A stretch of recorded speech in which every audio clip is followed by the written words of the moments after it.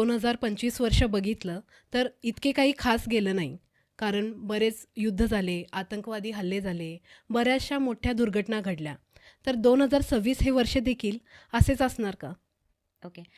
जसं तुम्ही म्हटला 2025 काही खास नाही गेलं. तर 2025 हे मंगळचं वर्ष होतं हो. आणि आपण हे कसं डिसाईड केलं, जेव्हा तुम्ही 2025ला ॲड करता म्हणजे 2+0+2+5 करता, त्या हं. टाईमला 9 नंबर येतो. 9 करेक्ट. नंबर हा मंगळचा आहे आणि मंगळ हा सेनापती आहे. तर आणि त्याला आर्मी जनरल असं समजा तुम्ही. मग हं. आता त्याच्यामध्ये थोडी गरमागरमी तर होणारच होती.